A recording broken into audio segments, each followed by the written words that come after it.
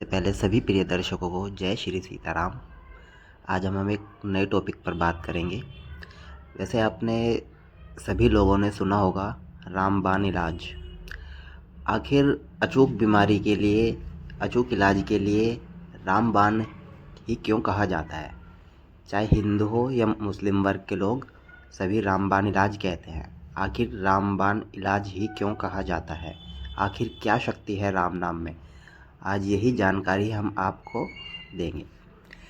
तो आइए जानते हैं श्री राम जी के बाण की महिमा।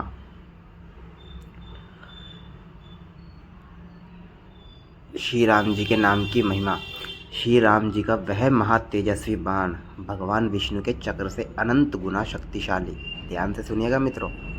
श्री रामचंद्र जी का वह महातेजस्वी बाण भगवान विष्णु के चक्र से अनंत गुना शक्तिशाली, भगवान शंकर के त्रिशूल से अनेक गुना पराक्रमी और अनंत गुना कठोर है।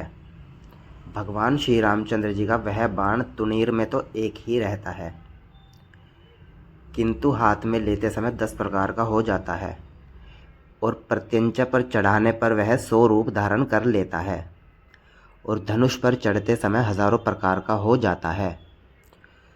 शत्रु का संहार करने के लिए धनुष छोड़ते समय वह लाखों का हो जाता है और शत्रु का संहार करते समय वह करोड़ों प्रकार का हो जाता है।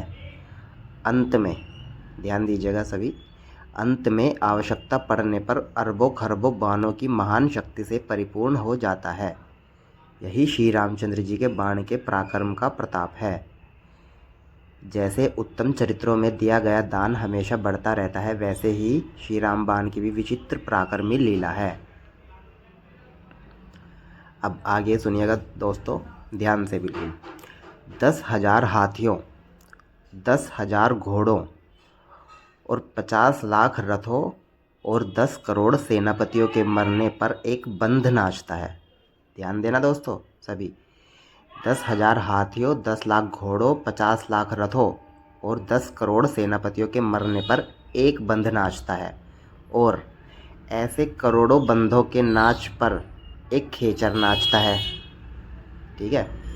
और श्री रामचंद्र जी के धनुष की थोड़ी सी टंकार ही ऐसे करोड़ों खेचरों को नचाने में समर्थ है।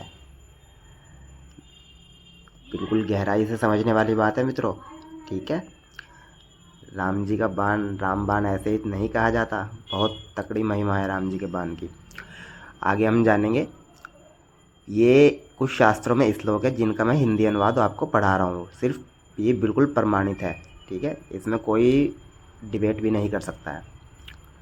आगे, श्री राम जी के बाण के पराक्रम की अतुलनीय महिमा का ज्ञान पाकर कहीं पृथ्वी उनके प्रहार से खंडित न हो जाए, इसलिए शेषनाग और भगवान नारायण निरंतर प्रभु श्री रामचंद्र जी का स्मरण करते हैं। मानो पृथ्वी को संबोधित कर रहे हो कि देवी सावधान रहो, कहीं प्रभु के बाण का निशाना न बनना पड़े, क्योंकि ध्यान दीजिए, क्योंकि श्री रामचंद्र जी के हाथ से छूटा हुआ बाण पंख का एक छोटा सा टुकड़ा भी अनंत ब्रह्मांडों को नष्ट करने में सक्षम है। यह है रामबाण की महिमा। आगे एक विशंभर उपनिषद का एक श्लोक है, इसका भी मैं आपको हिंदी अनुवाद बता देता हूँ। जैसे आप लोग सभी लोग विष्णु जी का अवतार श्री रामचंद्र जी को मानते हैं, पर ये एक राम जी की सिर्फ लीला मात्र है। राम जी परब्रह्म है, परात पर ब्रह्म, सर्वेश्वर ब्रह्म, सभी ईश्वरों के ईश्वर, जिनको जान पाना बहुत ही गूढ़ है, बहुत कोई विरले ही उनको जान पाता है। तो आइए हम वापिस इस श्लोक पे आते हैं। तो इसी प्रकार सभी अवतार श्री रामचंद्र जी की चरण पंक्ति से प्रकट होते हैं। ध्यान दीजिए, अनंत विष्णु और चतुर्विह अर्थात अनिरुद्ध, प्रद्युम्न, संकर्षण और वासुदेव सभी श्री रामचंद्र से प्रकट हुए हैं। अयोध्यापति श्री रामचंद्र जी का ऐसा अपार प्रभाव है जिसके समक्ष अनंत नारायण, अष्टभुजा नारायण हाथ जोड़कर हमेशा खड़े रहते हैं और हर समय श्री रामचंद्र जी की पूजा करते रहते हैं। जब असंख्य कोटि ब्रह्मा, विष्णु और शिव जी को आदि को आज्ञा मिलती है तो वे सभी करोड़ों करोड़ों ब्रह्मांडों की रचना, पालन, संहार आदि सभी कार्य करते हैं। वे विष्णु शिव आदि सभी दो प्रकार के हैं, एक श्री रामचंद्र जी से भिन्न और एक उनका अभिन्न अंश। वे सभी श्री रामचंद्र जी की सेवा करते रहते हैं।